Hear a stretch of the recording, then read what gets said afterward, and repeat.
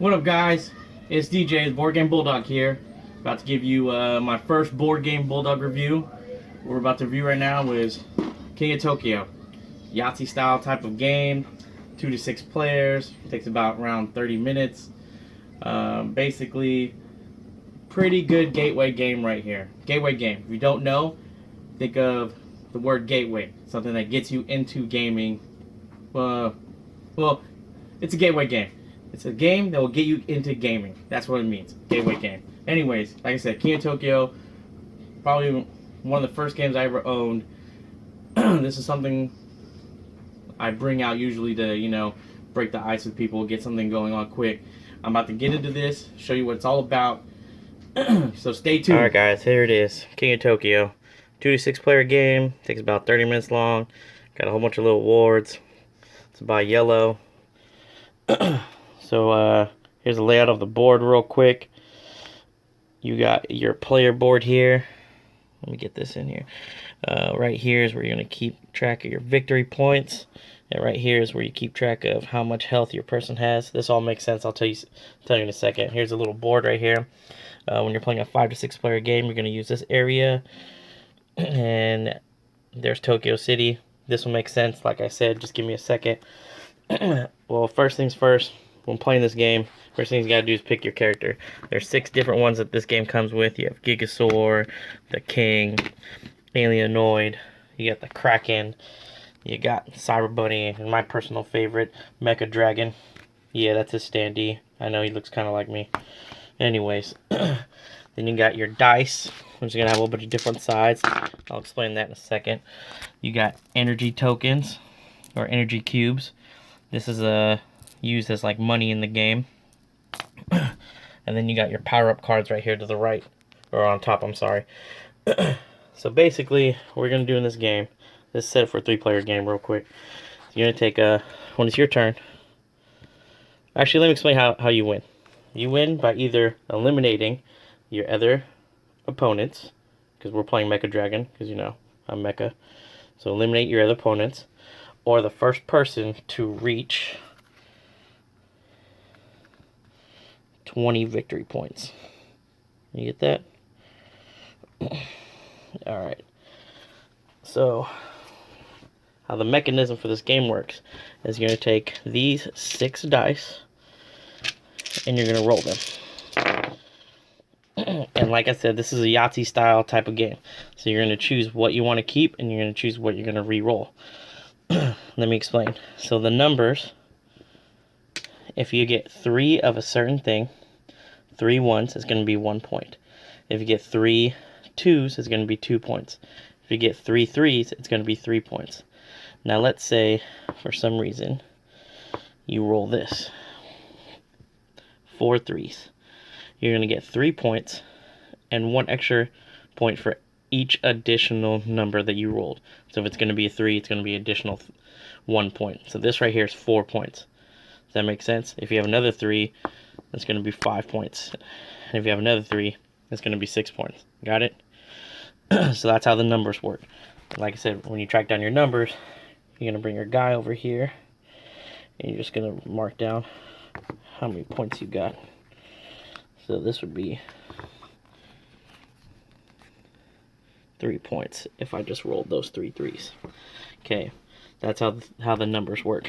Now, this little symbol right here is an energy symbol. Every time you roll one of these, you're going to get an energy cube. What are these cubes used for, you ask?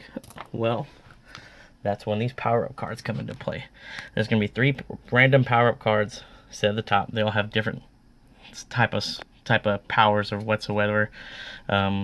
This says discard, so that means once you use it, it immediately gets discarded. This one says keep, so that means when you buy it, you get to keep it in front of you and keep using its special power or whatever and whatnot. So once one of these are bought, you automatically replace it with another one. Easy. That's what the energy cubes are used for. Now, this symbol right here, this claw symbol, is an attack. So if you notice on the board here, there's 2 spaces, like I said. This is only going to get used for a 5 or 6 player game, so we're going to lock that out. If I'm Mecha Dragon and I roll a claw at the end of my turn, what happens is Mecha Dragon is going to go into Tokyo City. And he's going to attack everyone outside of Tokyo City, which is going to include Cyber Bunny and the Kraken. So for right now, every time I roll one of these, like I said, they're going to take 1 point of damage each. So this guy would go down to 9. Same thing with the Cyber Bunny.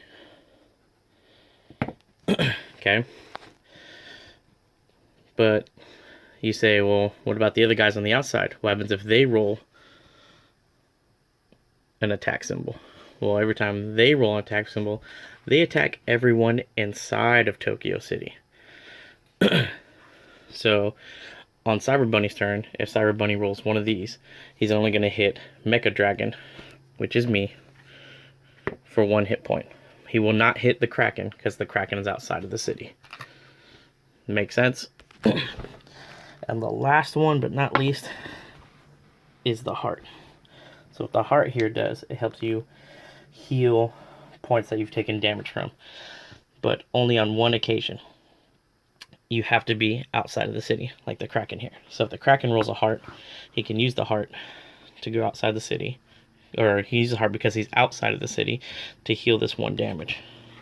So he'll be back up at 10.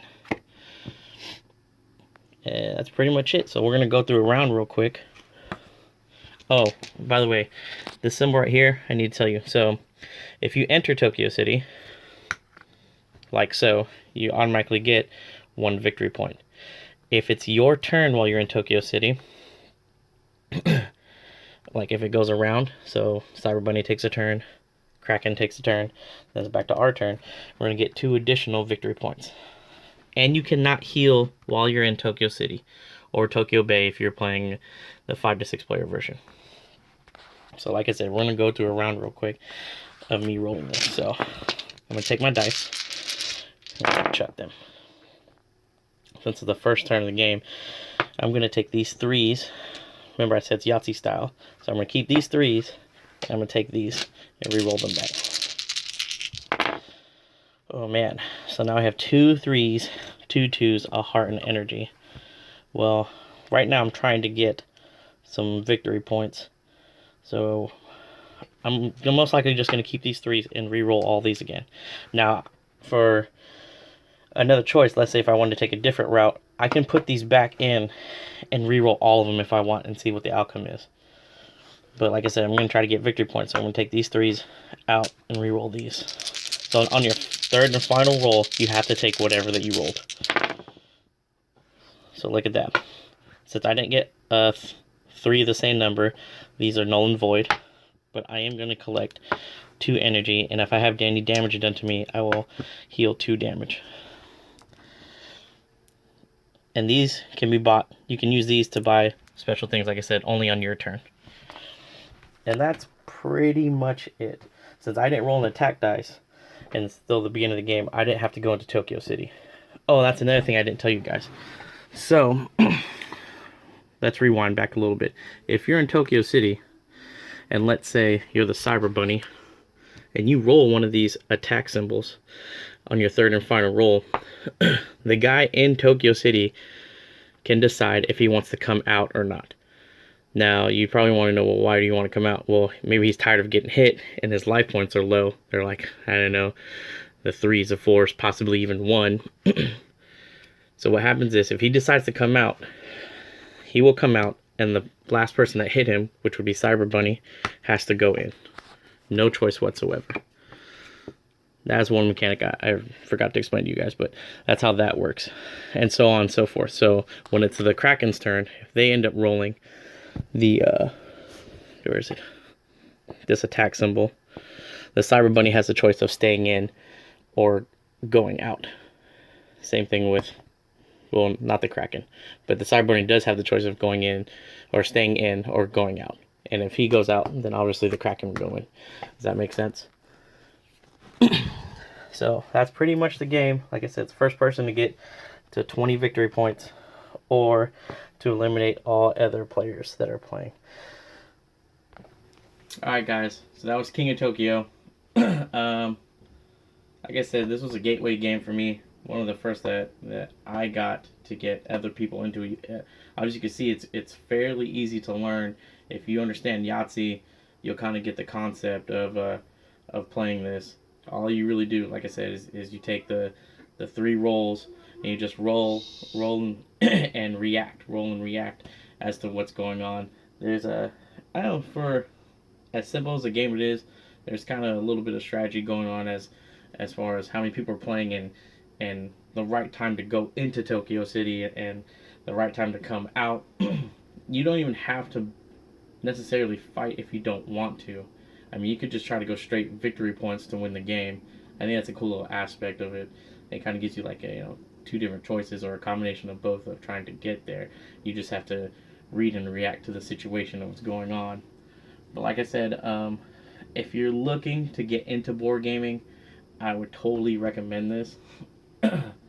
um, Kids can get into it. I know it has an 8+ rating, but I feel like littler kids could probably get the hint of me, 5, 6+. But that's my personal opinion.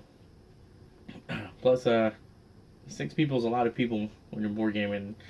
There's not many 2 to 6 player games out there that can get a bunch of people to the table. But like I said, if you want to try something new, you could find this at like Target or I believe Barnes and Noble for pretty cheap right now. Obviously, like I said, it has all these awards that it just got, and I don't know, the artwork just kind of catches people, because it looks like a Rampage style type of game. But yeah, that was King of Tokyo, and you want my rating on it? I probably give it like a 7 out of 10. It's still in my collection to this day, so it's got to be good. Anyways, thanks for watching. Go like, go share, comment. If you have any questions, hit me up. Go subscribe to my YouTube channel, Board Game Bulldog. Like I said, like my page, Board Game Bulldog.